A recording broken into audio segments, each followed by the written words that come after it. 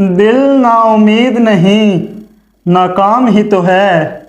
लंबी है गम की शाम, मगर शाम ही तो है।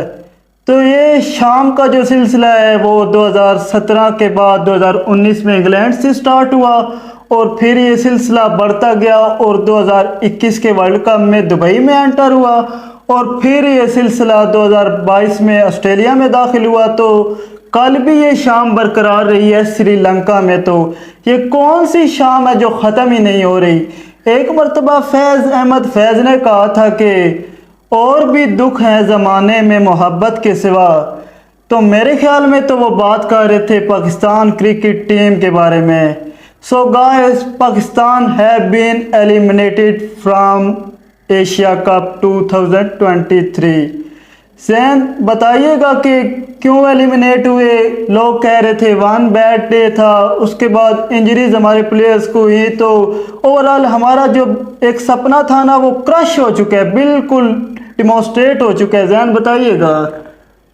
सबसे पहले तो जिस तरह के सारे पाकिस्तानी फैन अफसरदा हैं, उसी तरह हम भी बहुत ज़्यादा अफसरदा हैं। जिस तरह पाकिस्तान जो कि एज अ फेवरेट एंटर हुआ एशिया कप में और सुपर 4 के मरले में ही पाकिस्तान जो है वो एशिया कप से नॉकआउट हो चुका है। तो पाकिस्तान टीम की जो सबसे पहले तो सिलेक्शन हुई तो उसमें भी काफ़ी लोगों को तजाद था, कुछ प्लेयर्स के साथ ज्यादती की गई, लेकिन हमने सोचा कि चलो इस टीम को बैक किया जाए। लेकिन जो इंजरीज पाकिस्तान की एशिया कप में सामने आई तो वो भी पाकिस्तान के लिए एक मेजर सेटबैक था। तो पहले तो हमको इंडिया ने जिस तरह शिकस्त दी वो बहुत ही ज़्यादा शर्मनाक शिकस्त थी।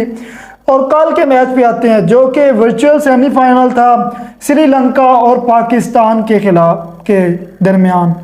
तो श्रीलंका के खिलाफ पाकिस्तान जो है वो टॉस तो जीत गया, जो कि बहुत ही पाकिस्तान के लिए एक खुशाइन था, क्योंकि बड़े मैचेस में जहाँ पे आप पे प्रेशर होता है तो जो क्रिकेट के एक्सपर्ट्स देख लें या मेरी राय है जो कि रन्स ऑन द बोर्ड जो है वो बहुत ज़्यादा क्रूशियल होते हैं और पाकिस्तान ने एक अच्छा टोटल जो है वो बोर्ड पे लगा दिया था। पाकिस्तान का मैच जो है वो 45 ओवर से पहले स्टार्ट हुआ, लेकिन 45 ओवर्स भी लग रहा था कि हम नहीं खेल पाएंगे, क्योंकि जिस तरह हम डिफेंसिव अप्रोच से जाते हैं फ़खर जमान को फिर चार्ज दिया जा रहा है। भाई क्या लॉजिक है, फ़खर जमान जो कि आउट ऑफ फॉर्म है, कितने अरसे से वो रन नहीं कर रहे हैं, बजाय उनके रश दिया जाए हम उनको लगातार खिलाए जा रहे हैं। उस्मान, इस पर आपकी क्या राय है, क्या फ़खर जमान को कल खिलाना चाहिए था? बिल्कुल भी नहीं इंक्लूड किया जाना चाहिए था, क्योंकि फ़खर जमान जो है वो टीम पे बोझ बन चुके हैं। वो किसी भी बॉलर के लिए फ्री विकेट बने हुए थे। उनकी आप बॉडी लैंग्वेज पे देखें, पिच पे विकेट्स के दरमियान और पैड्स के दरमियान देखें तो इतना गैप था, बिचों गड्डी लग जाती है, इतना गैप था। तो फ़खर जमान टेक्निकली बिल्कुल एक्सपोज हो चुके हैं। I am not sure why is playing in Pakistan.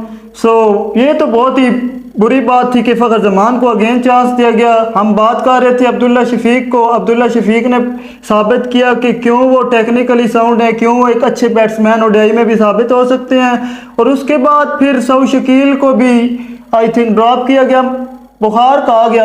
ये डू और डाई मैचेस हैं, आपको हाफ प्लेयर्स भी चाहिए, क्योंकि आप थिकशाना की मिसाल ले लें, क्या डेडिकेशन शो किया है। उनको फुल इंजरी थी लेकिन अपना कोटा पूरा करके गए हैं, तो वाई नॉट सऊ शकील।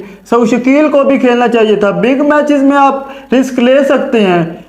तो उसके बाद पाकिस्तान बाबर आजम पे बात करेंगे कि बाबर आजम की फॉर्म भी अच्छी नज़र नहीं आ रही, स्पेन के अगेंस्ट स्ट्रगल करते हुए नजर आ रहे हैं। और वो बाबर आजम जो है ना वो थोड़ा सा डिफेंसिव नजर आ रहे हैं। कल तो फिर भी बेहतर लगे लेकिन डिफेंसिव नजर आ रहे हैं। स्पेन पे नो यूज ऑफ फीट्स है, तो लोग कहते हैं यार अनप्लेएबल डिलीवरी पड़ गई। जब आप स्पिन को विद इन द क्रीज रह के खेलोगे तो आपको अनप्लेएबल डिलीवरीज पड़ेंगी, आपको फीड्स का यूज करना होगा। आप अब्दुल्ला शफीक से मिसाल ले सकते हैं, आप सदीरा समारा विक्रमा से मिसाल ले सकते हैं। जिस तरह उन्होंने स्पिन के खिलाफ कदम बढ़ा के खेला, तो बाबर आजम को अपनी स्पिन पे काम करना पड़ेगा। उसके बाद बारिश के बाद एक फेज आया जहन कि उससे पहले पाकिस्तान बिल्कुल बैक फुट पे था, लेकिन जो ही बारिश खत्म हुई, मैच 42 ओवर का हुआ, तो जो पिच है ना उसका बिहेवियर बिल्कुल चेंज हो गया। हम भी, मुझे तो वैसे ही पता चल गया था कि जिस तरह बैट बॉल बल्ले पे आ रहा था, तो बॉल बल्ले पे आ रहा था तो लग रहा था कि अब पिच बड़ी अच्छी हो गई है। बॉल जो था वो स्किड करना स्टार्ट हो गया। तो जहन बताइएगा कि पिच की बात चेंज हुई और फिर जो पाकिस्तान की गंदी बॉलिंग रही ऑलमोस्ट 35 ओवर्स तक। बिल्कुल, बहुत सारे लोग सोच रहे होंगे कि यार ये पिच चेंज क्यों हो गई। पाकिस्तान ने जब बैटिंग की तो बड़ी मुश्किल हो रही थी, जब श्रीलंका ने बैट किया तो पिच पे बॉल जो है वो बड़ा अच्छा आ रहा था। तो इसकी रीज़न ये है कि जब बारिश का डिले आया, जब पिच पे बारिश पड़ी तो पिच का जो बिहेवियर है वो ऑलमोस्ट चेंज हो गया। फास्ट बॉलर का बॉल जो है वो स्किड होना शुरू हो गया और जो स्पिनर का बॉल है वो ग्रिप नहीं हो रहा था। हमने देखा कि पाकिस्तान ने भी आखिरी 10-15 ओवर में खूब रन बटोरे। उसके बाद श्रीलंका की बैटिंग शुरू हुई तो पाकिस्तानी बॉलर्स जो है वो शाहीन शाह अफरीदी बहुत ज़्यादा लेग साइडिश बॉल कर रहे हैं, जो हम पिछली वीडियोज़ में भी कह रहे हैं। अगर आपका बॉल ऊपर से स्विंग नहीं हो रहा तो आप क्यों जा रहे हैं हर बॉल आगे करने के लिए। तो आपको अपने जो बी प्लान है, बैक ऑफ द लेंथ, आप क्रॉस जाएं बैट्समैन को फोर्स करें कि वो रन आउट हो, बजाय इसके कि आप खुद ट्राइयां करते रहे और उनको जो लेग बाइज के और जो पैडों पे बॉलें देते रहे और वो इजीली चौके आपको लगाते रहे। तो शाहीन शाह अफरीदी ने कल मायूस किया मुझे शुरू के ओवर्स में। उसके बाद जमान खान को हम क्या कह सकते हैं, शुरू में थोड़ा सा नर्वस बटरफ्लाइज होती हैं। एक बंदा पहला मैच खेल रहा है इंटरनेशनल क्रिकेट में और वो भी इवेंचुअल सेमीफाइनल में, तो जमान खान से तो कोई गिला नहीं है। हमारे दो मेन बॉलर्स जो थे वो इंजर्ड थे। नसीम शाह को कल हमने बहुत ज़्यादा मिस किया, जिस तरह की उनकी इम्पैकेबल लेंथ है इन द पावर प्लेस। तो पाकिस्तान जो है वो पार्टनरशिप जिस तरह लग गई तो एक दफ़ा तो गेम से बाहर हो चुका था। लेकिन उसके बाद इफ्तिखार जो है उन्होंने कल बहुत ही ज़बरदस्त बॉलिंग की। इफ्तिखार की बॉलिंग पाकिस्तान को जो है वो मैच में वापस ले आई, तो उस पर थोड़ी सी बात करें उस्मान। क्रेडिट श्रीलंकन के बैट्समैन को भी देना पड़ेगा, जिस तरह के कुसाल मेंडिस और सदीरा समारा विक्रमा और चैरिता श्रीलंका ने बैटिंग की, बहुत ही अच्छा खेला। शुरू से ही उन्होंने 6 का रन रेट बरकरार रखा और कोई ऐसा लगा ही नहीं कि वो पाकिस्तान टीम को चांस दे रहे हैं, कोई उन्होंने रॉन्ग शॉट नहीं खेला। तो क्रेडिट देंगे कुसाल मेंडिस को, तीनों बैटर्स को बहुत ही शानदार इनिंग्स खेली। आई थिंक कुसाल मेंडिस ने 90 किए, 48 और 45 समथिंग जो है ना वो दोनों बाकी बैटर्स ने किए। तो पाकिस्तान की स्पिन हमने ऑलरेडी बात कर चुके हैं कि वनरेबल है, क्योंकि शादाब खान जो कि इस वक्त शादाब फुल टॉस खान बने हुए हैं, कभी कट पे फेंक रहे हैं कभी फुल टॉस फेंक रहे हैं, तो कोई उनका रिदम नहीं नज़र आ रहा है। उनकी सिलेक्शन पे भी मुझे तहफ़्फ़ुज़ात हैं। उसके बाद नवाज कल बहुत ही अच्छी बॉलिंग की, नो डाउट, लेकिन एक तरफ से प्रेशर को बरकरार नहीं रख सके शादाब खान, तो उनका भी स्पेल रायगा गया।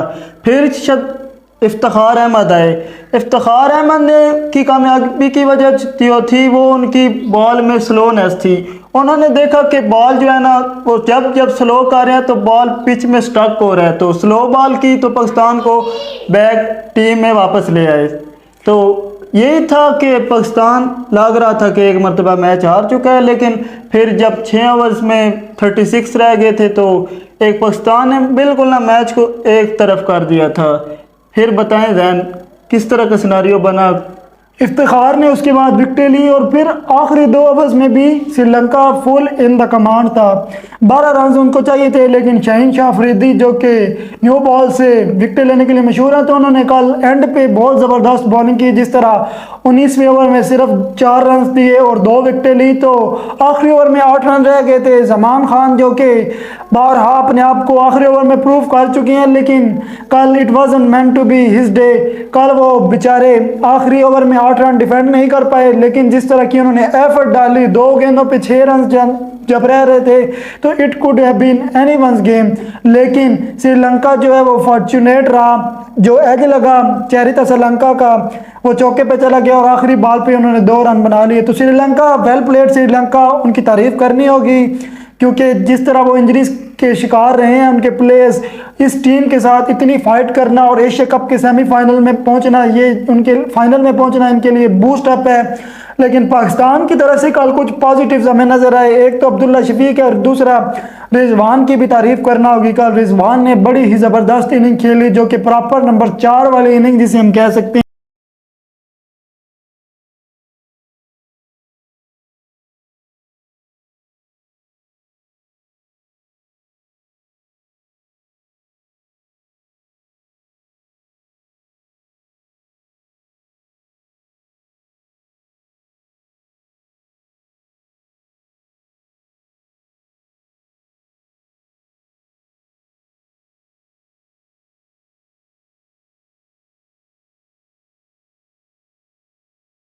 बात करेंगे आने वाले एपिसोड्स में बाबर आजम की कैप्टेंसी पे और पाकिस्तान की जो पुअर फील्डिंग है अंडर सर्कमस्टांसिस उस पे ज़्यादा अब काफ़ी हो चुकी है। बात करनी है कैप्टेंसी में क्या फ्लाज हैं।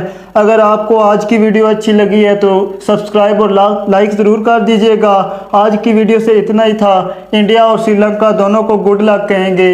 अल्लाह हाफिज़।